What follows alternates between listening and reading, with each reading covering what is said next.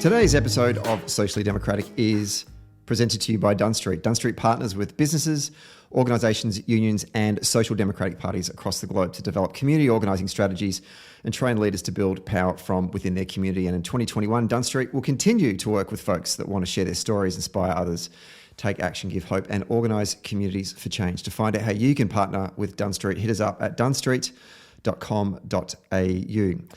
Today's episode is also presented to you by Maurice Blackburn Lawyers. Are you passionate about providing access to justice? Maurice Blackburn, Australia's leading plaintiff law firm, is looking for a senior associate to join their TAC and work injuries team on a full-time permanent basis in their Dandenong and Ringwood suburban offices. You will use your legal, technical knowledge and expertise to strive for fair outcomes for Maurice Blackburn's clients. The role obviously is based here in Melbourne, Victoria, and to apply, go to mauriceblackburn.com.au/careers. Hello and welcome to another episode of Socially Democratic, your weekly centre-left politics and organising podcast that dives into the progressive campaigns and issues of the day and the people leading them from home and abroad. On this week's episode, we are joined by the federal member for Griffith, Terri Butler, an old friend of mine from my student politics days. And we've got Terri on the show. It's a bit of a monster episode, to be fair. You probably look at the time and go, bloody hell, Stephen, an hour and 20 odd minutes. We kind of went back through memory lane, and really I found it super interesting, and I think you will too, just hearing about sort of Terri's origin story, how she got involved in politics, and all the way through to practicing the law and then becoming a member of parliament. And we'll also talk about some of the contemporary issues that are impacting Australians today, including Christian Porter, the Respect at Work report that was handed down, submarines, and all the rest. So check out today's episode with Terri Butler.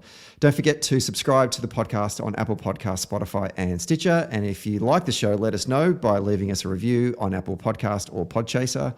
And for all the recent updates, follow Dunn Street on Facebook, Twitter, Instagram and LinkedIn. Okay, let's get to today's episode.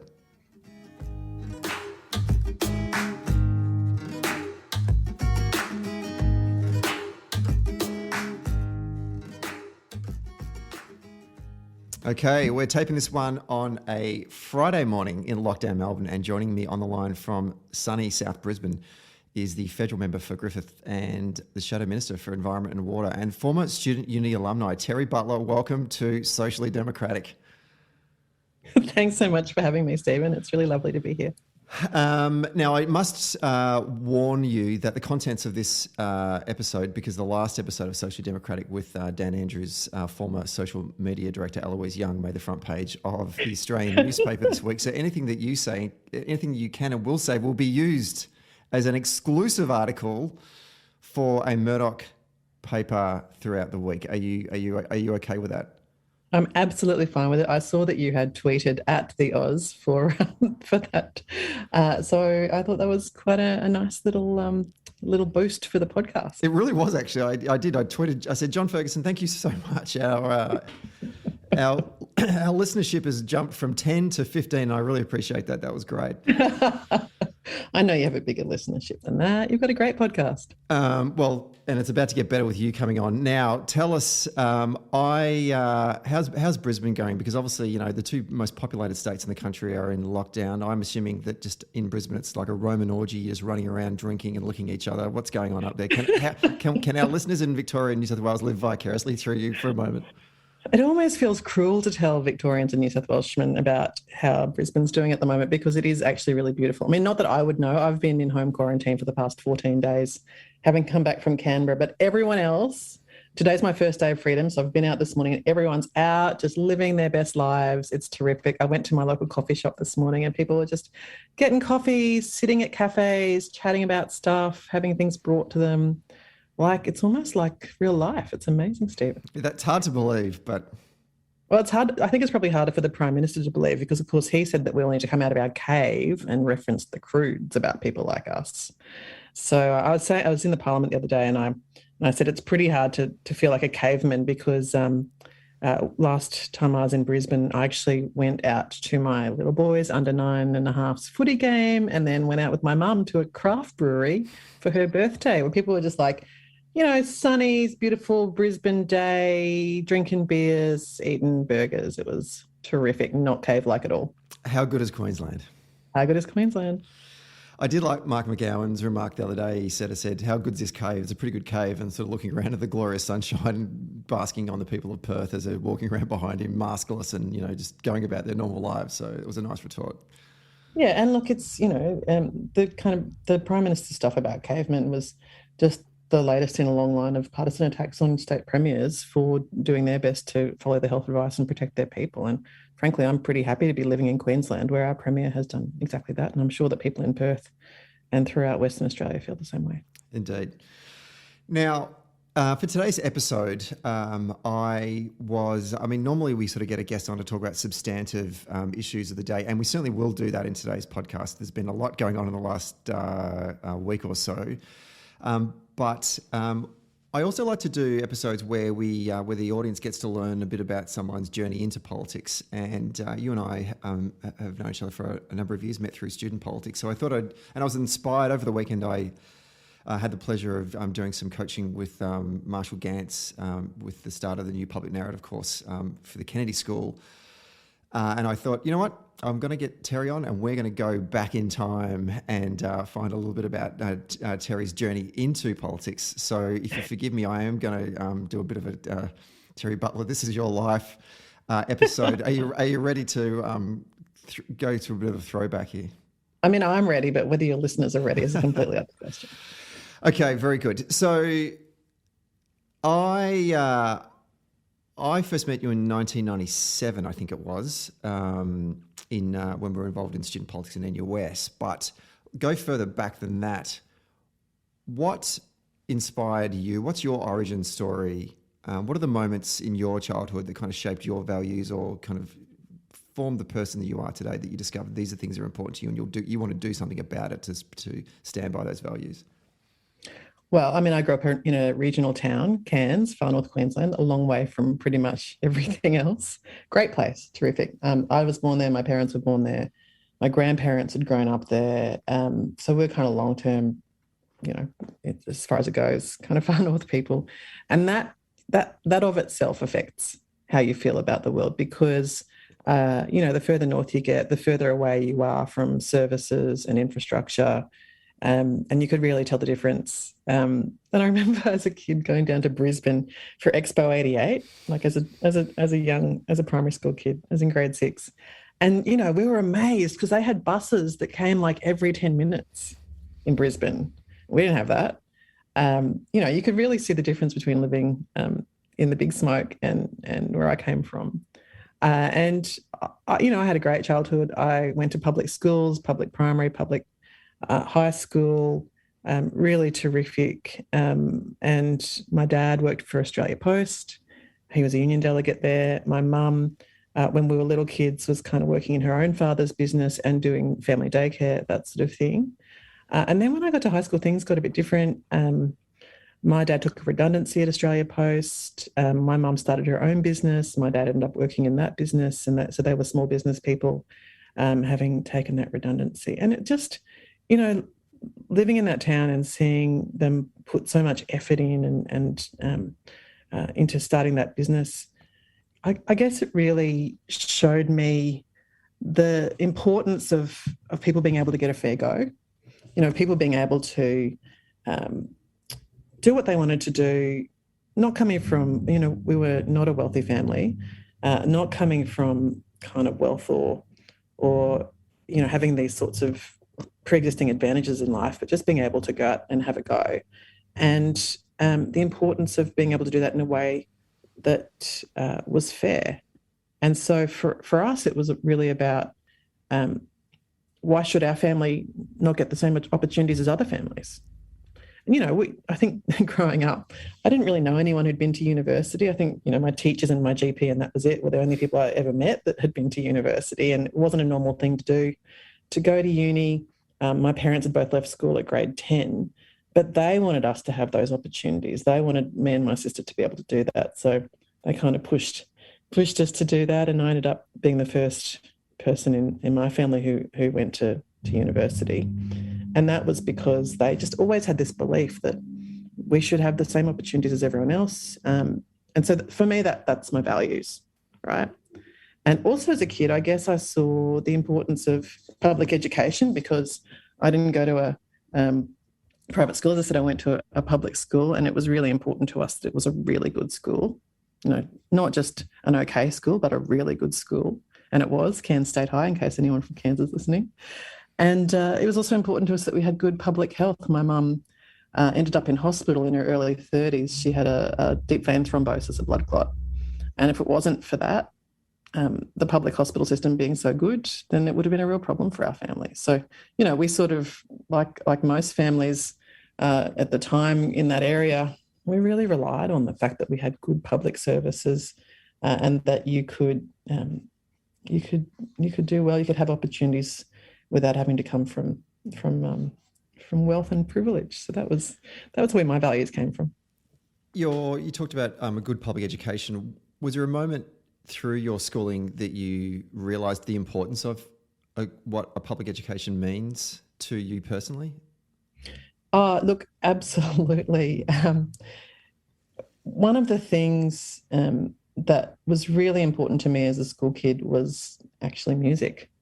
And, my school had a full symphony orchestra as a public school. I played the oboe in it, still play the oboe.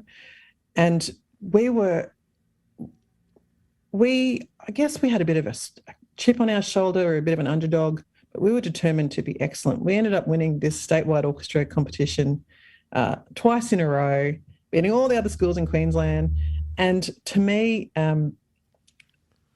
seeing that you could be at a public school and still be excellent, be excellent because of people caring enough to put the effort in, and have access to being part of playing an incredible music. Like, we played Mozart, we played Stravinsky, we played Gershwin, we played wonderful orchestral pieces from the 20th, 19th, 18th centuries.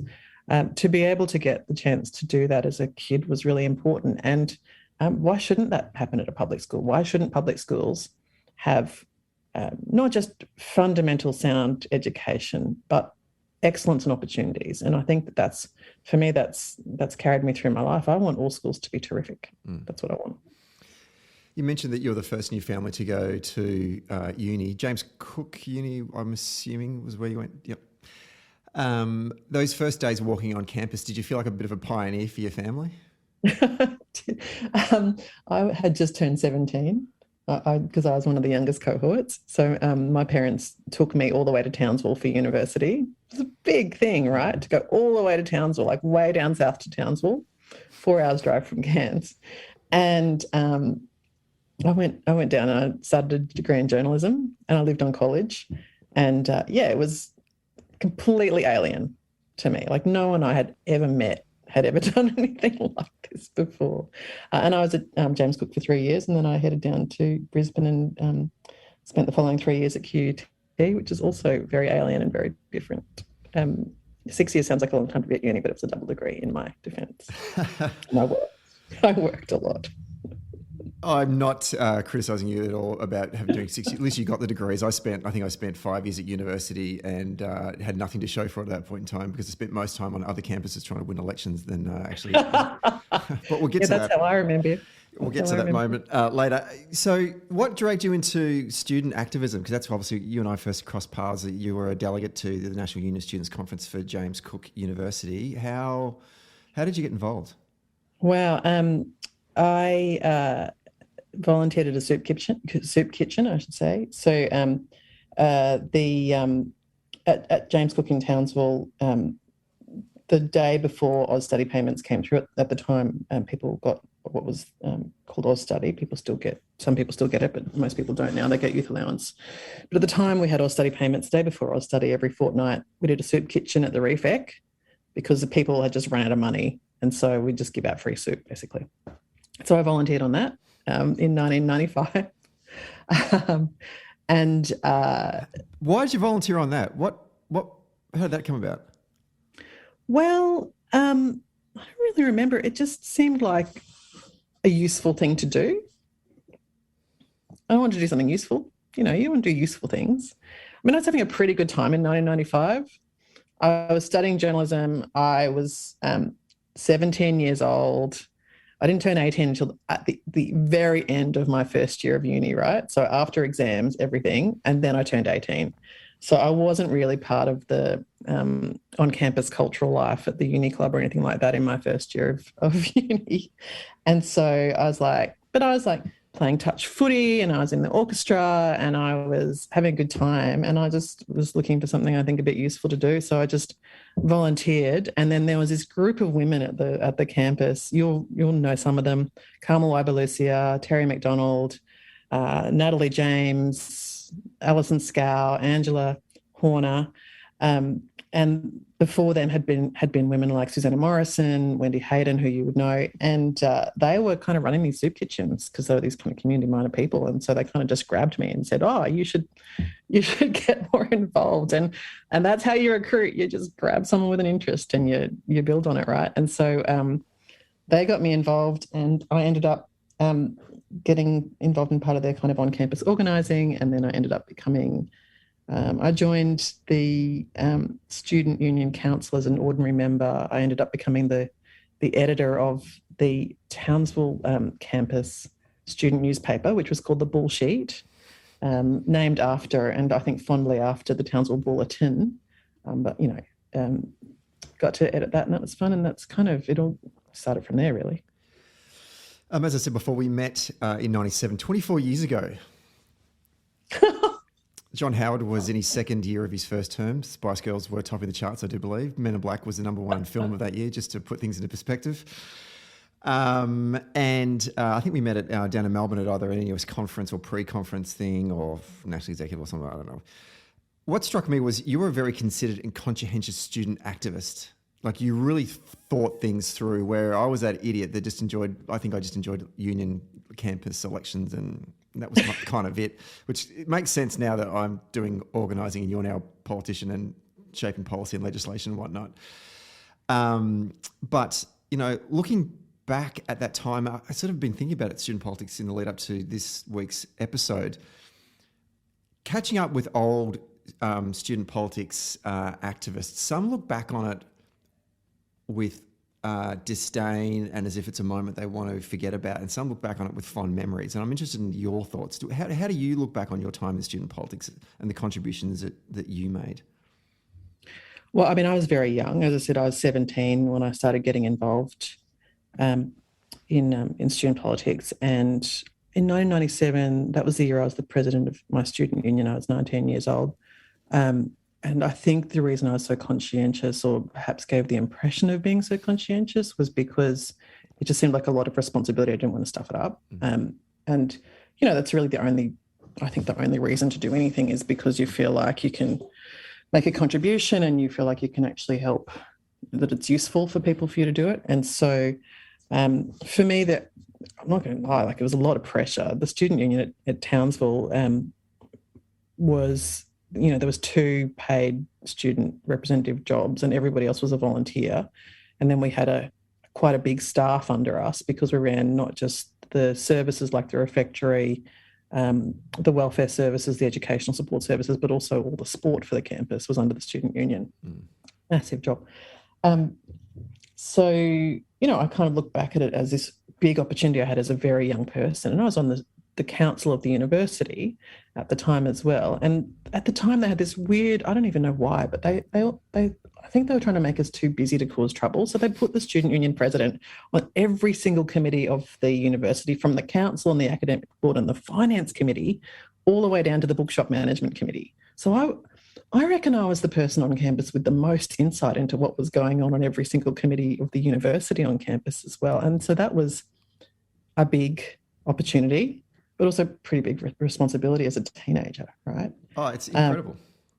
It is. It was massive. And, we did things like select the new vice-chancellor for the university when the former vice-chancellor resigned, and, just make decisions about what proportion of international students we would welcome into the university and what proportion of our funding would rely on it. So it wasn't, this wasn't make work, this was genuine decision making. And so for me, I look back on it as my first opportunity to be on some serious governance bodies and to understand the workings of a big, complex organisation. And student politics, I look back on as really the place where I first experienced complex negotiations with multiple interests. And, you remember those conferences, it wasn't one or two factions, it was multiple different groups and subgroups. And trying to bring them together was a big challenge, but it was also just fascinating, right? And even at my own campus, I just remember when I was on the student council, I think as the president, we had this challenge where we had the queer group wanted a queer organising space and the Christian group were trying to stop it from happening and trying to reconcile those interests and bring them together and get to a point where we could land on something that everyone could agree on. Yeah.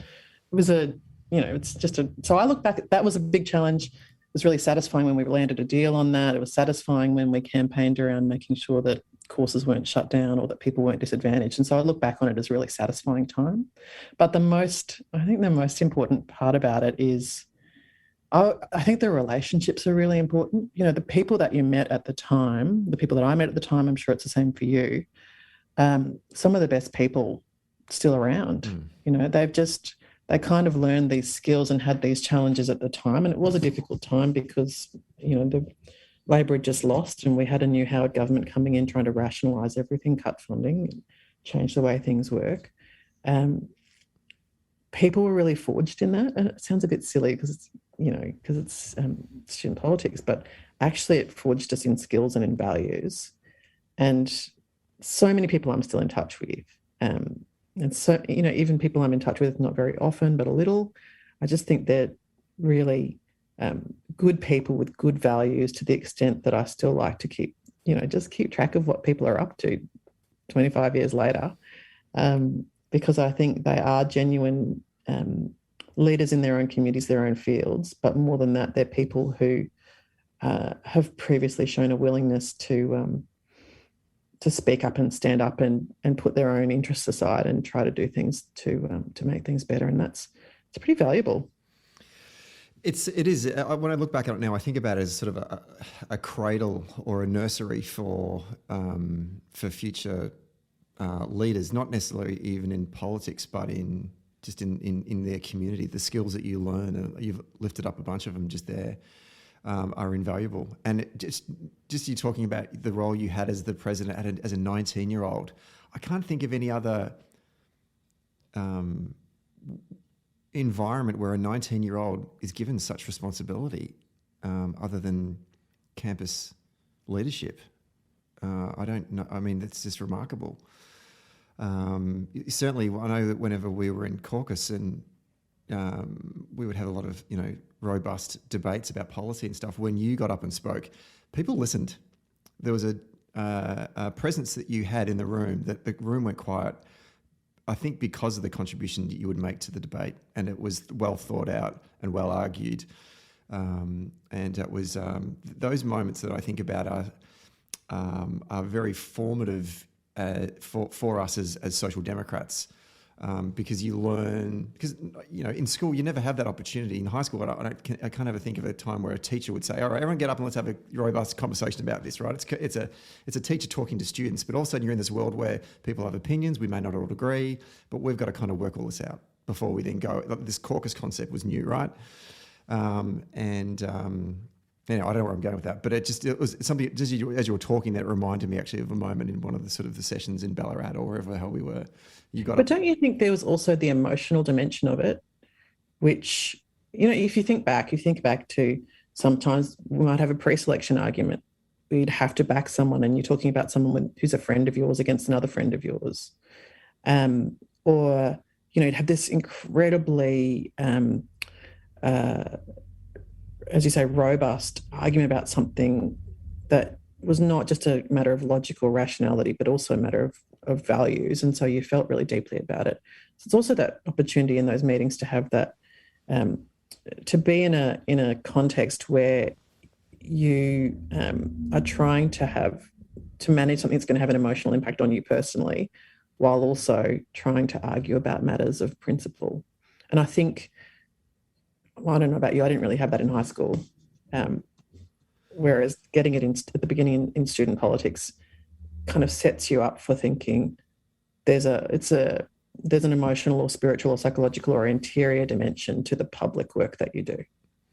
And it takes a level of intellectual maturity as well. It kind of asks you to step up at an age that maybe you're not. I look back and I sort of think, oh, Stephen, you're so immature when you're a teenager. And I think certainly there's plenty of moments I can point to where I was, but I think I also realised that over that journey, I did mature, learning to lose and accept it, and then still then have to work with people that you've just lost to. As a young kid, I didn't take losing very well in sport and the like. I had to get over that. And you're talking about sort of, pre-selections. I was trying to get one of my friends up. We lost in an internal ballot, but then you've got to go, okay, we're a team now. This is democracy. We've chosen this person. Got to get behind this person now. And for me to do that, I think that is a moment of maturity. And sometimes I don't think we get those opportunities. And sometimes we look at our sort of senior party and think, oh, you probably could have played a little bit better. Maybe you should have went through student politics. Just, anyway, we could talk about that for forever. What I want to ask you... Before you go, I think if that's the pre-selection I'm thinking of, from memory, we all went out together that night and we were all on a tram. Do you remember that? Yes. We were on a social tram outing together after we just had this massive stash internally. And we still had to get over it and be nice to each other, right? Oh, we'll never forget that. We'll never forget that. And in fact, sorry, I'm going to, no one else, you can all tune out now. Now Terri and I literally is going to go to memory lane. Just to paint the picture for everyone in Melbourne, it was the articulated tram. It's the one it's the old one it's the 96 that runs up and down from Bundoora to St Kilda or wherever the hell it goes. In the old days, you could rent a tram and just drive around Melbourne, and we all piled onto this tram with slabs. Sounds like such a good idea. I know. I didn't know you could do it. I organised it. I called up someone said, why don't we just try and rent a tram? And I called up, the tram union and said, oh yeah, we can sort that out for you. So next minute, we've rented this tram and it's just driving aimlessly around Melbourne, and we've just got slabs of beer. At one end of the tram is the victors. At the other end of the tram is us, the losers. None of us are talking to each other, but we're all drinking. And then it was Joe Hay that got up and said, stuff this. And he was in amongst the victor group, came down our end and said, come on, this is silly. Let's just get shit-faced. And so we kind of went, yeah, you're right, actually, let's just do that. And by the end of the tram trip, two things happened. One, we'd all put our past grievances behind. And two, we were all busting for a piss because there was nowhere to go to the toilet. Do you remember stopping at Edinburgh Gardens and us all running into the darkness just to go pee? It was a great trip. It was a great trip. Joe Hay is still the same. Sorry, everyone who doesn't know Joe Hay. Joe Hay is an amazing man who lives in South Australia, and every time I go to South Australia, I go and have a beer with Joe Hay. And apart from, you can tell from that story what a great guy he is. But he's also had a great career in creative arts exports, and city precinct activation. So having been involved in city precinct activation, he knows where all the best places to have a beer are. He does. He does. That tram trip, I met Joe Hay, and I discovered that we have the same background. His dad is from a similar part of the west of Scotland as I am. He's just, culturally we are just connected, and we became best friends after that. So there you go. All right.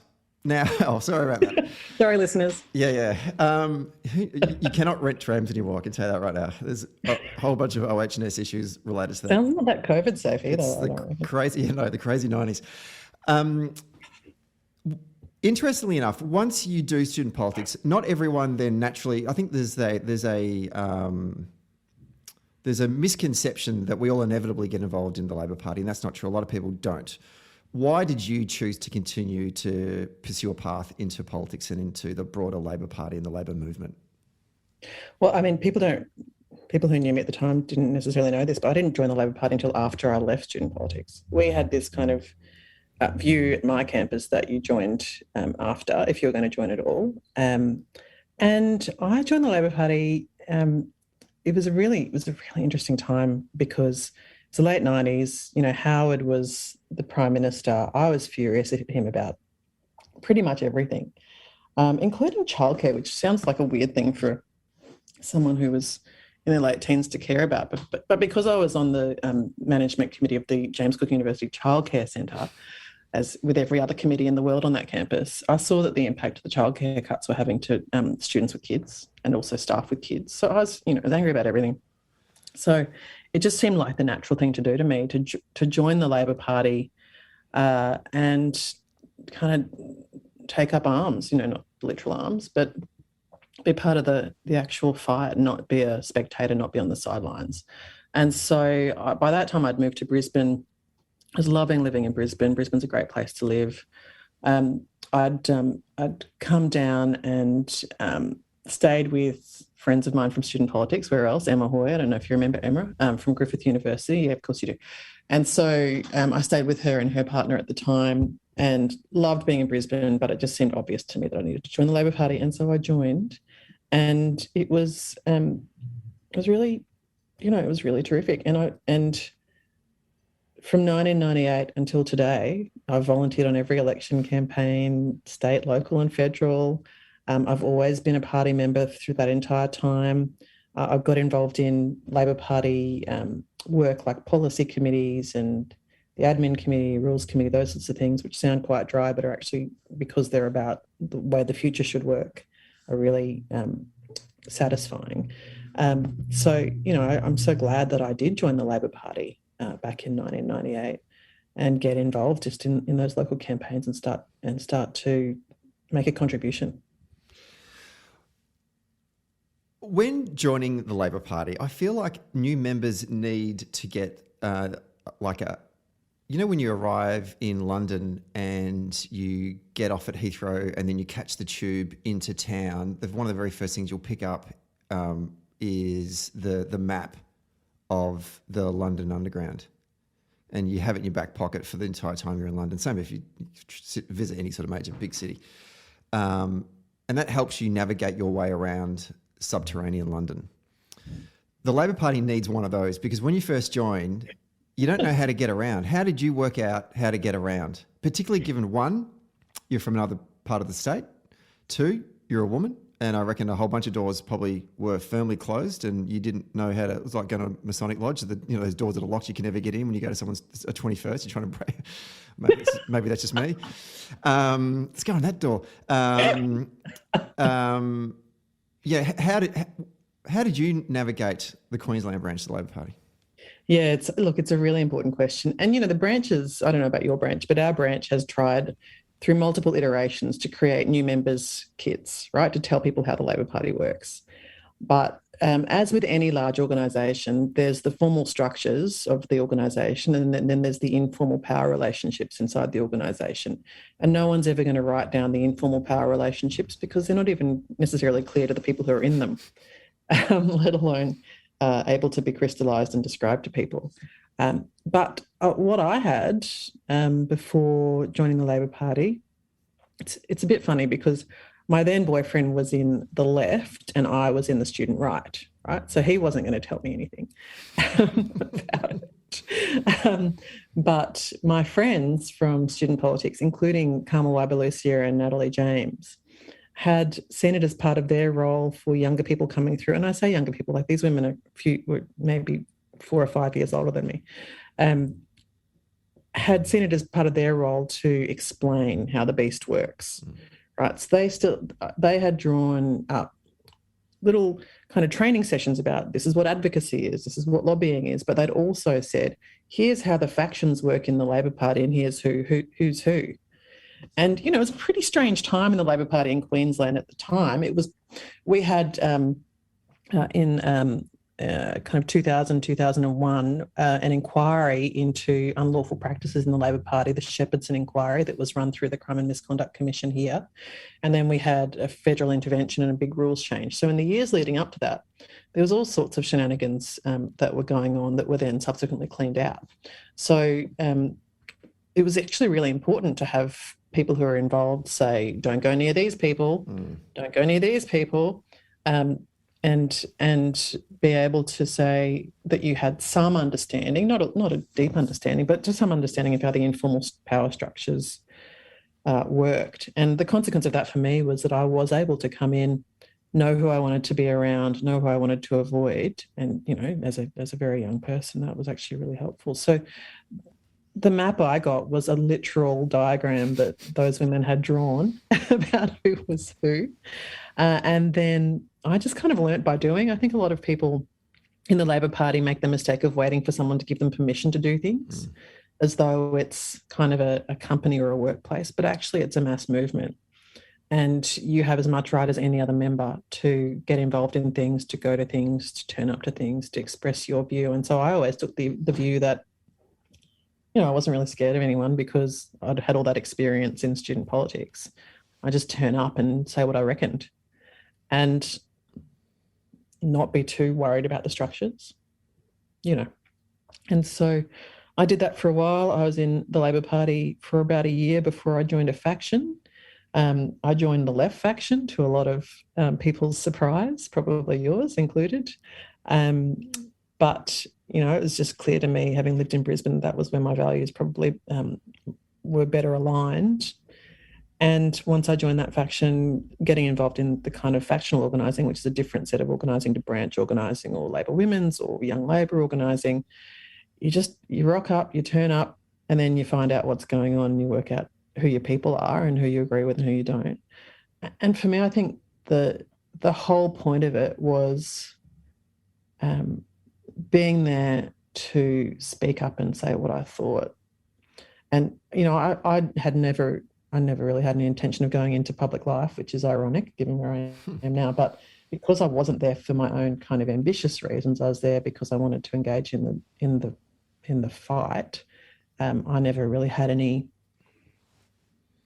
qualms about expressing my views and arguing for positions. And so, I joined in 98. I went to my first state conference in 99.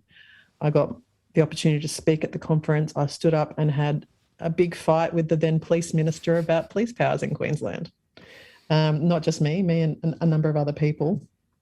And it was fine. That's what we did. We hashed things out. We fought them out on the floor. I did the same thing a few years later in the early 2000s as a person in my early 20s on abortion law reform, stood up and spoke out about it. Was not popular with the then, not me personally, but as part of a group, we weren't popular with the then Premier because they didn't want to do abortion law reform at the time. And so these things, you kind of, if you see it as an opportunity to speak out and to argue for things and not as an opportunity to try to, not be so interested in gaining opportunities for yourself, but more interested in gaining opportunity to speak about the issues that you care about, then it's a really great thing to get to do. And you can, just having a bit of courage can make you really influential. Getting up at your first conference and debating the police minister must be an incredibly empowering but also nerve-wracking kind of moment in a young person's political career. I want to ask you a question about, you chose to study the law and you just flagged before, you said you didn't see yourself having a career in public office. At that moment, were you thinking that you wanted to have a career in the law? Because obviously you went on to have a pretty significant role within Morris Blackburn Lawyers. Shout out to our podcast sponsors. Heading up the firm's industrial relations division up in the Brisbane office. What was your thinking then when you started studying law? Obviously, I'm assuming down in Brisbane, right? And then getting a job in Murray Bees. What were you thinking then? Okay, well, the reason I really started studying law is because James Cook. So I was in their first year of their journalism class, and it was great, but it was a bit disorganised. We had great academics, but the journalism class was a bit disorganised, and then it didn't really attract as many students as they hoped it would. So they decided to shut down the journalism degree halfway through the first cohort. And it was a massive fight, as you can imagine, which we won. We forced them to keep it going and not send us to another university. But I thought, it's a bit light on. And, I was having great times. By the time I picked up law, I think I was on the club management committee and I was, going to a lot of fun stuff and, doing a lot of fun campus things that a lot of fun things were going on in my life. And I thought, you know what, I could probably take on some additional study. It's probably about time that I think about building my options. And so I took on law as well. So I actually started my law at James Cook, which I loved. But they were at the time, they were very progressive. Like there was actually on my crim exam, I remember there being an essay question about why heroin should be legalised, right? So it was very kind of, looking at Aboriginal cultural law and decriminalisation of illicit drugs and that sort of thing. It was very progressive. And so I just found it really fascinating and interesting. And I decided to keep, I'd kind of decided to add law onto my journalism, decided to keep my journalism. And then for a range of reasons, I decided to move to Brisbane. And so I'd kind of taken it on because I was interested in it. I didn't know if I wanted to be a lawyer, didn't know if I wanted to be a journalist, didn't really know what I wanted to do. Moved to Brisbane, started working all these temp jobs, ended up in an aluminium factory, ended up at for a while, ended up then at a classified ads newspaper. They went broke. I was kind of, just trying to work out what I want to do with my life. And then an opportunity came up at the Services Union, which I found out about through the Labor Party. And I thought, well, I can do that. So I went to the Services Union. I had an amazing time there. And while I was there, I was kind of helping people with their industrial issues. And so I thought, maybe I do want to be a lawyer. Maybe I actually do want to help people out. And so I applied for some law jobs, and an industrial law firm picked me up as an article clerk. And so, yes, I was articled, loved it, but it was something that I kind of more fell into than really. I didn't have this kind of driven, this is my specific career path. I have laid out my life ahead of me and it's all going to be law. But then when I got into it, I just loved it. Loved being an article clerk, nearly killed me. It was so exhausting. But loved it, and then just really got heavily involved in particularly industrial and employment law at a local firm here. And so that's what I was doing. Like from then on, I thought, well, this is who I am. I'm going to be an industrial lawyer. And it was great. Like really big fights, really meaningful things, improving paying conditions for electricians or construction workers or people who, were just willing to stand up for themselves and speak out for themselves. It was really satisfying. So that's kind of why I was a lawyer. It wasn't I didn't wake up in the morning as a teenager at high school thinking I'm going to grow up to be a lawyer. That wasn't really a thing that I thought was going to happen in my life. That's really reassuring, because I thought you did, and now I feel better about how I fell and asked backwards into pretty much everything I've done in my career. What was one of the most satisfying cases that you were involved in whilst you were practicing the law? Oh my God, so many. I mentioned, so I had a lot of union clients. I think I've acted for almost every union in Queensland at one time or another. And I mentioned the electricians. I had a particularly soft spot for the ETU, just loved them because they were just so, a lot of unions were, but these guys were just so brave. They weren't scared of anything. And the secretary became a good friend of mine, Dick Williams, at the time, became a very good mate of mine. And, he would just be willing to try things.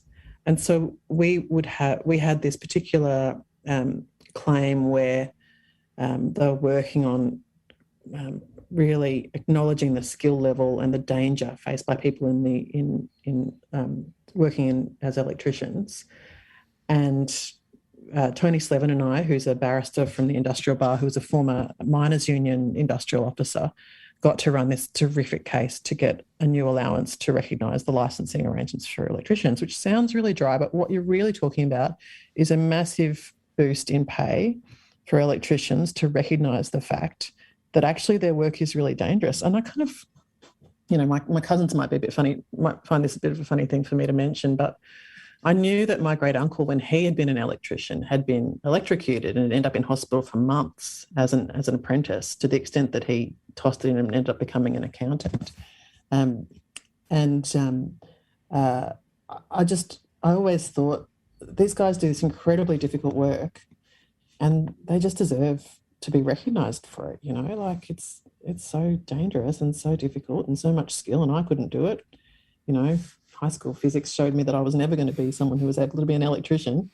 It just seemed so satisfying to get a good pay rise for people in recognition of their skill. And I didn't get it, I was just there to support and help as the lawyer. The people who really got it were the people who campaigned for the licensing, for the legislative reform, for the skills recognition. But then we were able to come in and be part of getting the pay rise. It was really satisfying. But I mean, there's so many satisfying things that I did as a young lawyer, working with the union movement and helping people. It was a really interesting time, and plenty of other stuff that was more individualistic as well. I did a lot of kind of discrimination, sexual harassment type cases that were awful, but it was an opportunity to help people take back some of the power that had been taken off them. That was, in a lot of ways, really satisfying as well. In, I guess it would have been late 2013, Kevin Rudd, the then member for the seat of Griffith, decides to vacate the seat, retire, causing a by-election in February 2014. At that moment in time, had you considered the idea of seeking a career in public office, or was it something that when that happened you went, here's an opportunity that presented itself? What was going through your decision-making process then to put your hand up? Well, I mean, this is going to sound ridiculous, but when Troy and I got married, we had to decide where to live, right? He was living in Morningside at the time, and we decided that we wanted to live in Bulimba. Great place to live as young people, no kids, terrific, lots of bars and restaurants and close to the city so we could get there for work. So we decided we were going to live in Bulimba. We both said to each other, and the other good thing about it is that everyone's going to stop asking us whether we ever want to run for Parliament, because clearly if we're moving into Bulimba where Kevin Rudd is the Prime Minister, I think Di Farmer was just about to become the state member, Shane Sutton was the councillor, clearly there was A, no vacancies for anyone to run anytime soon, and B, he was in the right, I was in the left. They were all in the old guard. There was no sort of sense of any of us would be running for anything locally if we lived in Bulimba. So it was terrific for us. We moved to just off Oxford Street at the beginning of 2008 when Kevin had only just become the Prime Minister. So I had no intention at the time. And I'd been living on the south side for a long time, of course.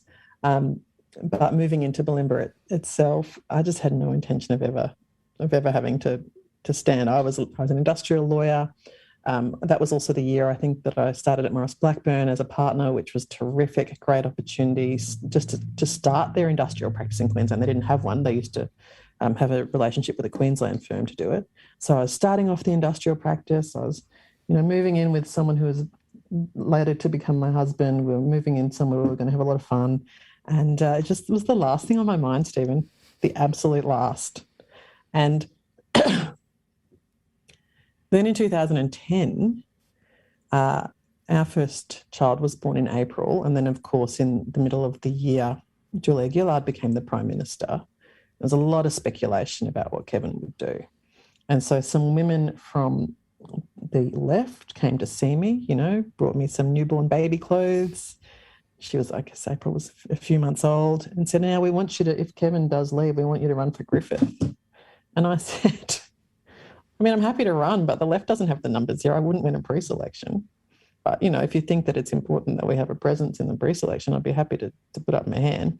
Why me? I'd been running for state conference. I'd been on the south side for a very long time. I was involved in the party. I knew how to run in a pre-selection because of all of the times I'd run in state conference ballots.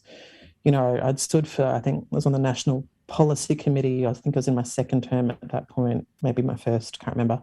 And so I was kind of the obvious person to fly the flag in a pre-selection, make sure it was a contest, but I didn't think I would win a pre-selection.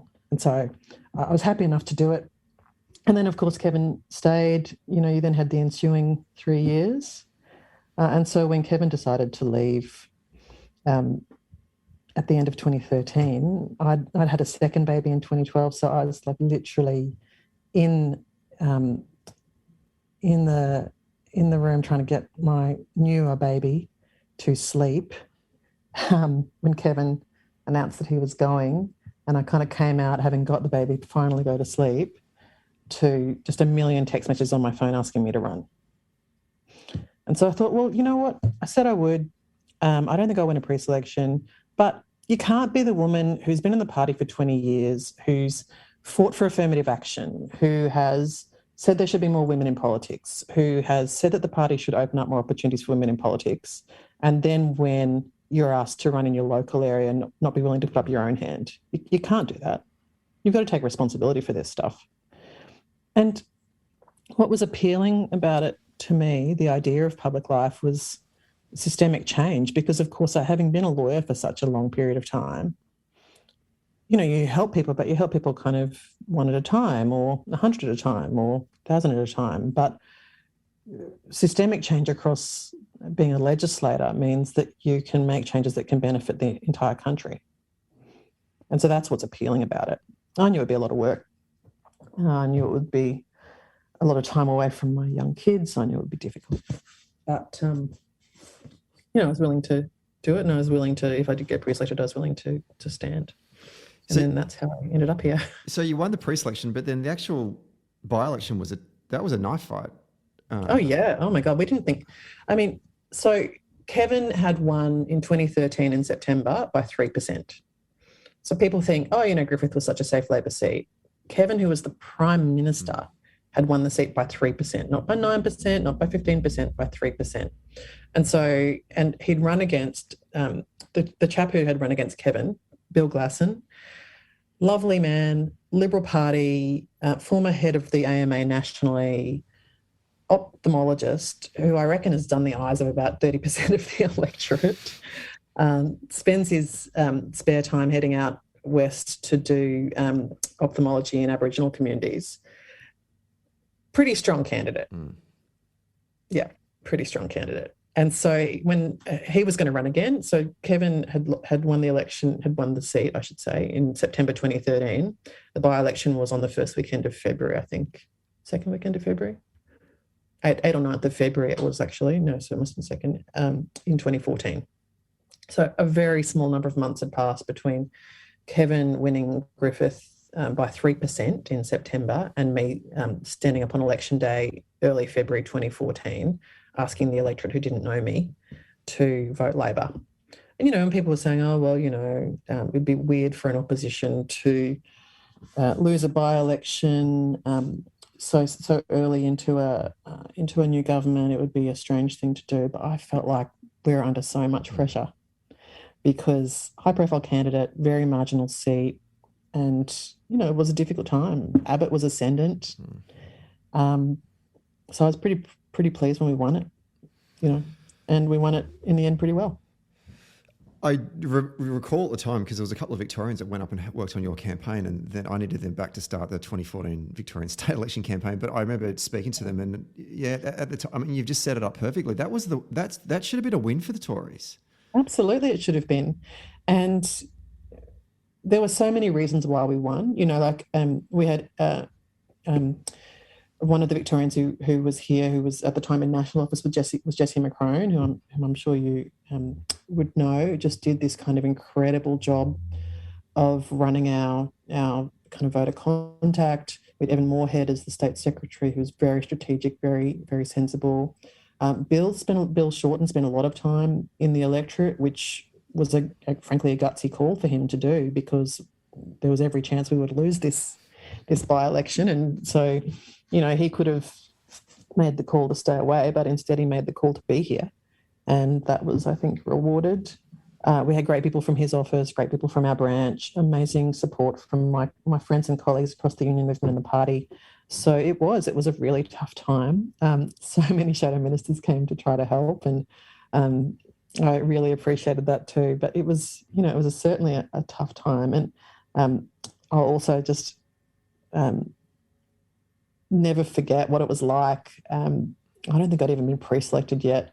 We had a big campaign event, and Anthony came all the way to Queensland and got the branch members out and really fired them up to say, we can win this, and he was just terrific. And Anthony's always obviously been really popular in my patch, but it was just, I felt so much support. You really feel like there's genuine solidarity and you're part of a movement when you run like that. And so it was a really quite an amazing experience, and I loved it. Like, you should be stressed. You should find it terrifying, stressful, difficult. But I just loved it. I loved the campaign. And it was very satisfying when we were able to retain the seat for Labor. It was quite a difficult time for a lot of people. One of our friends was in hospital with cancer, and she was the secretary of the services union at the time, and a lot of she actually died really shortly after the by-election, but she had sent us this message, just being so thoughtful. She was so sick, she was in the hospital, just being so thoughtful and wishing us luck, and that was actually, it was really special to feel like I've been able to give her something to be really proud of us for as well. So a lot of emotions bound up in a by-election, and I'm sure anyone else who's been through a by-election would tell you the same thing. You feel like the whole country is behind you and just willing you on, and you want to do. If you're part of a movement for the right reasons, then you're trying to do it for all the people that rely, and I don't just mean party members, but for all the people who rely on you. And for me, the people who rely on Labor to win seats and to form government are the people like the people I knew when I was growing up. They're the kind of, it actually makes a material difference to people's lives, whether you've got a Labor government or a Liberal national government, because it makes a material difference to their lives, whether you've got good funding for public services, whether you've got, meaningful reforms like superannuation, but even just your basic stuff. Can you go to a hospital and know that you'll get good healthcare because you live in a society where good public healthcare is actually prioritised? Do you know that when you send your kids to state schools, they're going to get a first-rate education, not just an adequate one, but a first-rate one? And those things are really dependent on Labor being in government. So that's who you're doing it for, and there's nothing more satisfying than being able to look around and say, well, I've done everything I can to make this country better for the people who need it to be better. The emotion that goes into by-elections, you hit the nail on the head there before. I think if the cut and thrust of rocking up to Parliament every second week or whatnot is if I can draw a comparison to, like, say, a European football season, that's kind of like the home and away games, and grand final day is like the election. A by-election is like a cup tie that just pops up out of nowhere, and you're not thinking about it, and all of a sudden you're in this kind of cut and thrust where everyone is just throwing everything at it because it's loser goes home kind of scenario, right? Listening to you reflect on that one. If the Labor Party, we haven't had too many wins federally for a while now, and if our stories of us are built on moments of hope, I think the Griffith by-election, it was a moment of hope that shows that these are the ones we need to jag. These are the elections that we need to win. Particularly also now looking at your election results in the last two cycles since then. I mean, you've got to defend against both the Tories on the right, but also the Greens on the left, because their primary vote's about 20 or something. So you're in a tricky situation there, campaign-wise as well. I don't know if you want to comment on that as well, because I'm conscious. I want to talk about contemporary political issues, and I'm also looking at the time. So, look, to be honest, it's like a lot of seats have had a reasonable sized minor party vote, whether it's Green or One Nation, which is kind of your two sides of the one coin. You've got your One Nation populists and your Greens party populists who tap into disaffection and kind of run the politics of complaint. So if people feel aggrieved, then you can sort of see how those parties can get not a large minority, but still enough of a sizable vote to say, well, this isn't a micro party. But the difference, I think, for a seat like mine or a seat like maybe Macnamara, that used to be Melbourne Ports in your state, is that there's a lot of naturally conservative people in these seats. So you've got a really high Liberal vote, primary vote. And so, of course, your fight is the Liberals. And that's the case in mine. I mean, it is, the Greens try to pretend that they're really in with a show to win, but actually they're effectively just trying to, over a long time, just build their primary. But really, it's either going to be me or the Libs, right? And so the work that we have is to fight the Liberals. But then at the same time as we're fighting the Liberals, we've got this kind of little group on the sidelines throwing rocks at us, and that's the Greens Party. And so the real fight is between, do you want a Labor government or a Liberal government? But then we've got people constantly seeking to attack us rather than to attack the Liberals. So by attacking us, they effectively help the Tories because they draw some of our attention away from the Tories. So the real discipline for us is, letting the minor parties do what they do, and that's fine, but making sure that we stay focused on the main issue, which is after the next election, will we have an Albanese Labor government or will we have a Morrison Liberal National government? Because I happen to think that having another term of a Morrison Liberal National government would be terrible for our country. Of course, I would say that, but I genuinely feel that way. And, it's just incumbent on me to do everything I can to make sure that we elect a Labor person, not a Liberal person in this seat. So that's really, I think, it's not a seat like, Jed's, where it's a Green versus Labor contest. This seat is a Liberal versus Labor contest. But having the Greens lobbing attacks at us from the sidelines is just makes it, just adds to the degree of difficulty. Yeah. Okay, with what we have time left, let's just jump on a couple of contemporary issues that's happening in politics right now, because I'm super interested in getting your thoughts on them, and we'll try and move through them with giving as much attention to them as well, but also at the same time not taking up too much time of our audience. Hope this person that's listening to this show is on a long drive somewhere. Where I want to start with is the issue of the Respect at Work report. The Sex Discrimination Commissioner, Kate Jenkins, handed down this report off the back of the workplace sexual harassment that was going on in Parliament and I guess more broadly in the community.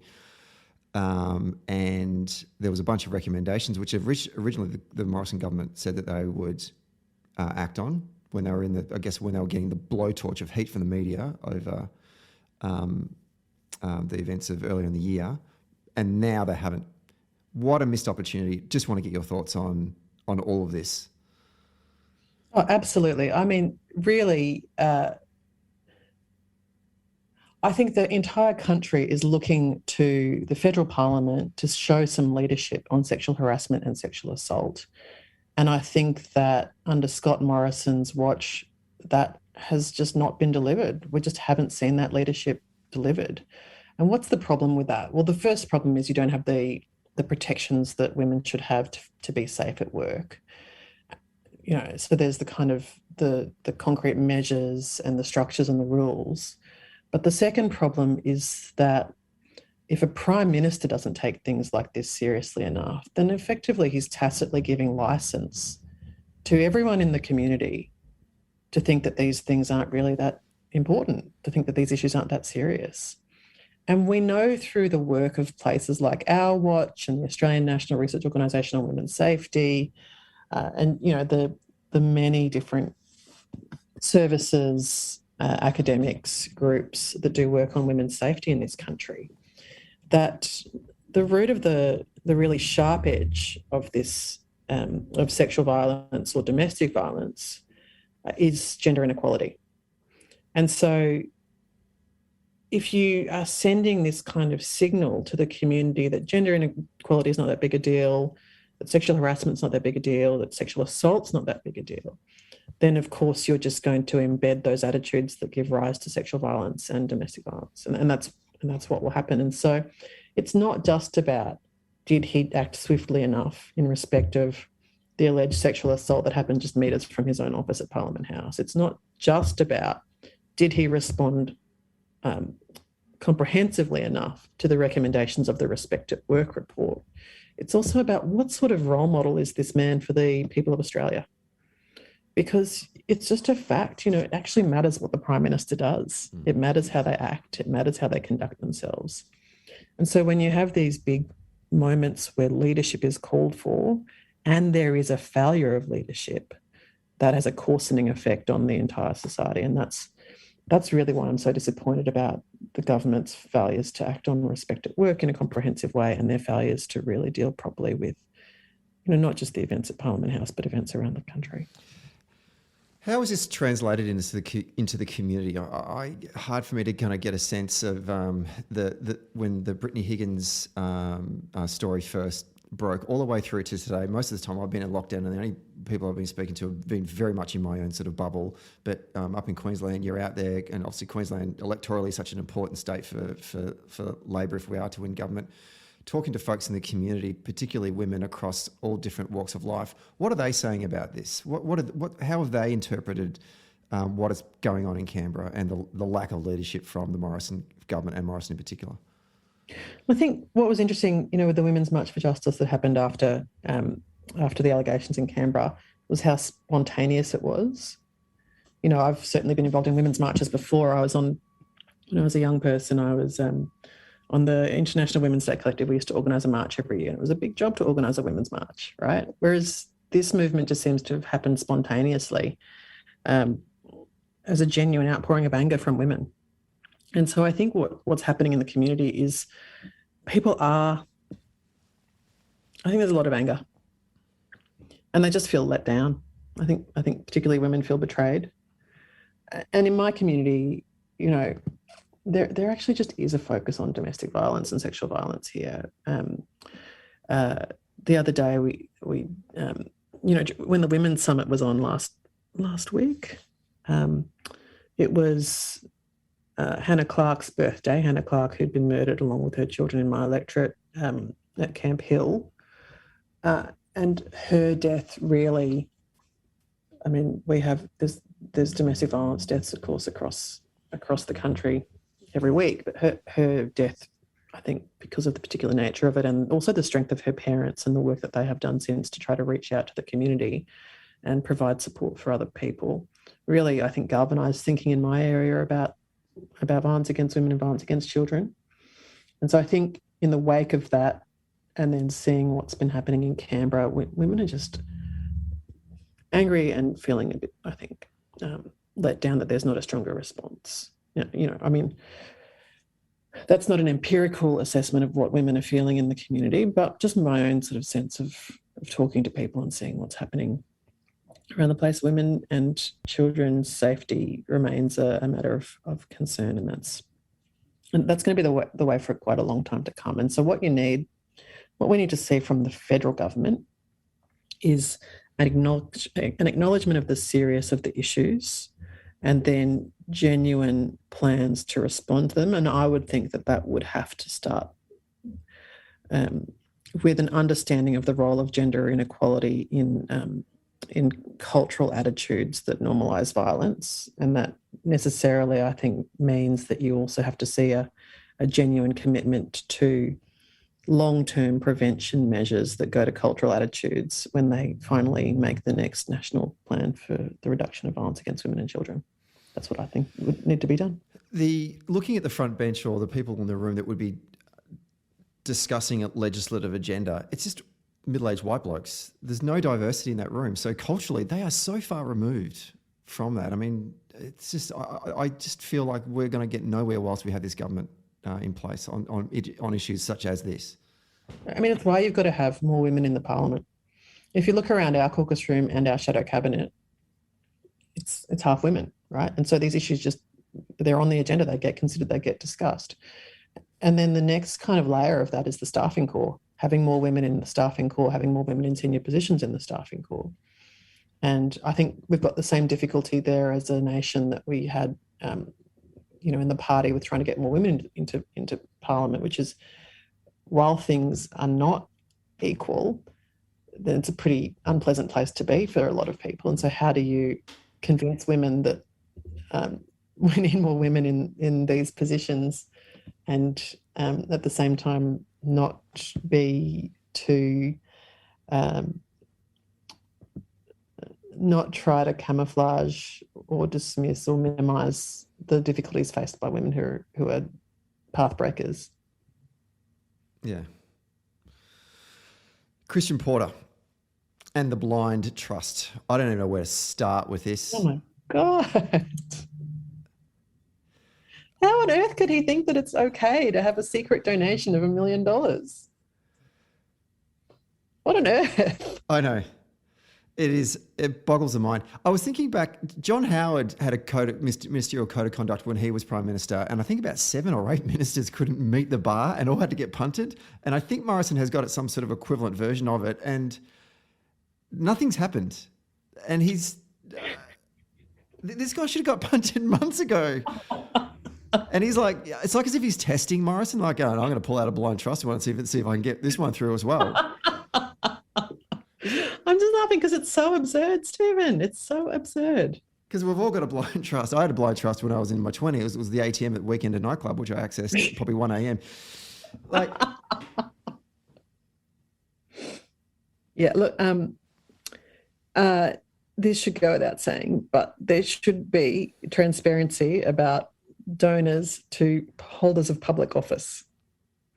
I tell you what we need a National Anti-Corruption Commission that can apply scrutiny to the way that people conduct themselves. Because, yes, Scott Morrison has a statement of ministerial standards, and it's up to Scott Morrison to enforce that statement of ministerial standards. And the man has no character and no spine and no willingness to enforce them. We've seen it time and time and time again. You think of all the ministerial scandals.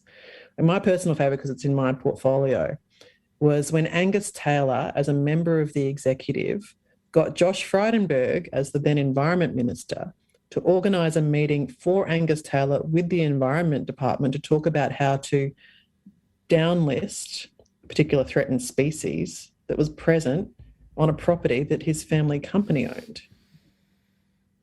Now, I reckon that's a bit on the questionable side, right? And I reckon that if you had, we ventilated all this when it came to light, and the PM just brazens it out because he doesn't have the character to hold his own ministers to the sort of standard that is required so that the Australian people can have confidence that they've got people of integrity in the ministry. And, it's actually just about, at the end of the day, as with so many things, the effectiveness of an institution is in part determined by the confidence that people have in it. You think about that from police services to monetary policy to churches. Once you have a public sentiment about the institution having less integrity, then that also has a material impact on the effectiveness of it. And so the PM is not just protecting his own political interests by refusing to uphold the ministerial standards. He's actually, the impact is that it has a material impact on people's confidence that democracy is fair. And if you don't think democracy is fair, if you think everyone else is getting away with murder, then the psychological impact of that is what? You think, well, hang on, I don't want to be taken for a mug. If the norm is to be a bit, to get away with whatever you can get away with, find loopholes, try to stick to the letter but not to the spirit, or just not even stick to the letter either, then people are going to think that's the way things are done and they're going to feel like mugs if they're not doing it too. And I think that people lose faith in democracy as well, because the thing you hear at like election time when people are walking to go and vote, they say, you're all the same. And you feel like, oh, well, hold on a minute. No, we're not, actually. I just want to pick you up on that one, comrade. We're not all the same, But the damage that they do in government affects everyone and it impacts on democracy, and it creates fringe groups like One Nation and Palmer and the Greens and whatnot. It's these other groups, these ginger groups pop up because they're feeling disaffected with the democracy, particularly in the centre. And it's why you've got to uphold standards, and it's why standards have got to be about, what is it that we need to do to maintain faith that people are conducting themselves with integrity, not what is the strict letter or what is the strict rule or what can people get away with, and that's just, it's just fundamental to the functioning. And, if you can imagine, if Anthony Albanese was the Prime Minister right now and I had a blind trust where someone anonymously gave me $1 million, I'd be off the front bench. Yeah. Of course I would be. Yep. Of course. I mean, it's not even a question. You think about Anthony, he's very decisive. if someone does the wrong thing, he will act on it. And he does that because he's just got to, it's almost ridiculous to compare Anthony to Scott Morrison, because Scott Morrison is just a marketing guy. And I don't mean disrespect to people in marketing. I just mean that he's nothing else but someone who's about the spin. And it's almost as though he doesn't have any moral compass, whereas Anthony is someone who throughout his entire career has been driven by a good sense of right and wrong, right? Like he's actually got a good sense of doing the right thing as well as doing things that will help people. And I think that's the real difference between the two of them. I mean, there's lots of differences between the two of them, but Anthony has a very strong and clear vision of what's right, and I don't think Scott does at all. Another thing that's kind of come to light in the last 2 weeks is the government's lack of activity and urgency in acquiring vaccines for the good people of Australia. Your Victorian parliamentary colleague, Julian Hill, was on maybe a month ago and was asking the question at the time, saying, why did it take so long for the Morrison government to actually acquire adequate vaccines for the population? And now we've discovered that Pfizer reached out to the government and said, hey, do you want to catch up? I'd like to talk. Greg Hunt basically showed no motivation to reach out to them. I just want to get your thoughts on that and the flow-on effect from that decision to where we are today is huge, right? Yeah, absolutely. I mean, just think about 2020, right? We all knew last year of the importance of vaccines. We all knew that the way out of the crisis was vaccination. And people were waiting for vaccinations to be ready. And it was such a relief, I think, for all of us when vaccines came into existence. And yet these guys seem to have just been kind of, I don't know, almost taking a very leisurely approach to the health crisis. And I think that's a real shame. I mean, not even on a partisan level, just on a human level. And I also remember, I don't know about you, but I remember a few months back, around Easter, when the government was saying, oh yeah, we're going to get people done, we're going to get people vaccinated, and just seeing them just barely lifting a finger and thinking, what's it going to be like down the track if we haven't got the vaccinations rolled out? Like, we know what 2020 was like. We were all feeling like we were starting to get a better quality of life, but this fear of, well, if it doesn't get moving, what's it going to be like? And now here we are living it. And, I really feel for Victorians. You guys have had an incredibly difficult time, but I am very worried about people in New South Wales over the next few weeks. Very worried indeed. And at the end of the day, the lockdowns, the increasing transmission, the restrictions, the pressure on ICUs, the people who are ill, that just comes down to the fact that the government was so pathetic on the vaccine rollout and so pathetic on quarantine. Yeah.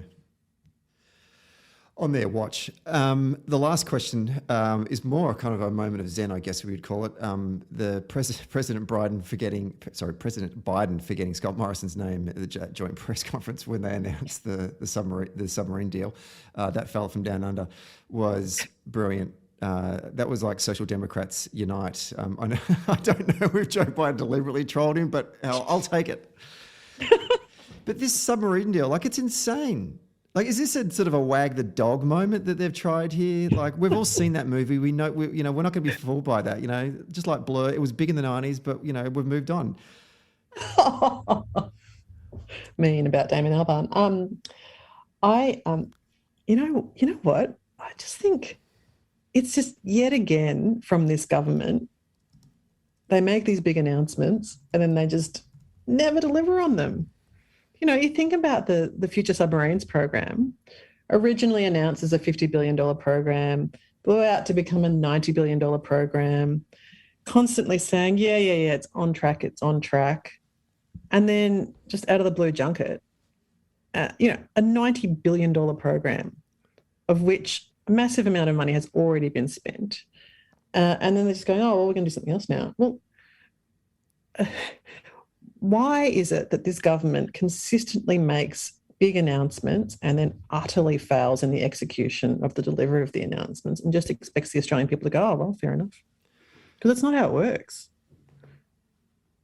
I mean, two things I want to take from all of that. One, I don't want to hear anything from the Tories again about sovereign risk and tearing up contracts, because this is the mother of all contracts they're about to tear up and how much this is going to cost. And I think I heard this morning on radio that the finance minister didn't even know, one, how much it was going to cost to get out of the French contract, and two, how much this actual contract is going to cost us, the new one with the Americans and the Brits. And the second thing is, just to your point there, looking back, do you remember during the Gillard government, the narrative, the criticism in the media was, the Gillard government, they're doing a lot of really, really good things, but they're just not very good at communication. That was the criticism of that government. The criticism of this government, it's just a really shit government. Like, they're just terrible. Like, they're really, really, really bad. That has to be the takeaway now, right? Yeah, they'll everything. Like my portfolio. Last federal election, they announced this $100 million recycling fund. It just never gets delivered. Just months and months and months pass, and nothing gets done with it. Bushfire funding, emergency bushfire funding announced in January of 2020, and we get to July 2020, and they haven't even spent all that emergency money, and they've already started announcing the next cohort, right? Like, this is what they do. They make these big announcements, they don't deliver on them, and then they just hope that the caravan rolls on. But I don't think people are going to forget the utter mismanagement of the Future Submarines program, and not to mention the relationships that have been damaged along the way. Because, of course, there's the tearing up of the contract with France. And before that, if you remember, Tony Abbott was giving the impression to Japan that Japan would get the contract. That's right, yeah. So there's been the movement, there's been the impact on these relationships, there's been the cost blowouts. As I said, it went from being a $50 billion program a few years back to becoming a $90 billion program. Massive blowout, tens of billions of dollars blowout. And now, as I said, they're junking it and making another announcement. I mean, just can't believe a word this government says about anything. And I think, I think that the Australian people are getting just a bit sick of this government making these big announcements that it seems to lack either the will or the capacity or both to deliver. And this is just the latest example of that, isn't it? So I think we'll see what happens, but I think the government's got a lot to answer for in terms of the way that it's conducted itself in respect of the Future Submarines program.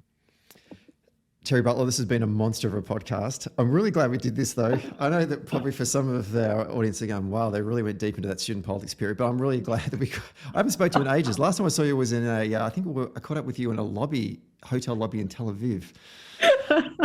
So it's been a long time between drinks. So first of all, thank you very much for your time today coming on the show.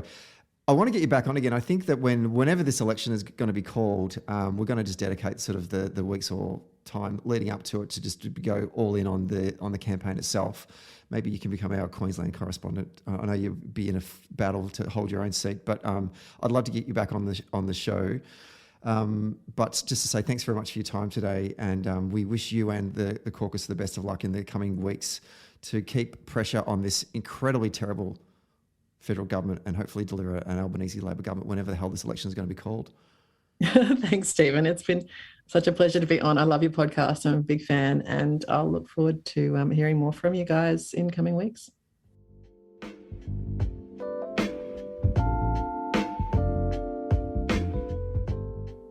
Hey there. Thanks for listening to Socially Democratic. Did you like the podcast? Hit the follow or subscribe button and be sure to leave a review on Apple Podcasts or Podchaser. And to get all the latest updates on Socially Democratic, follow Dunn Street on Facebook, Instagram, Twitter and LinkedIn. And we'll see you next Friday.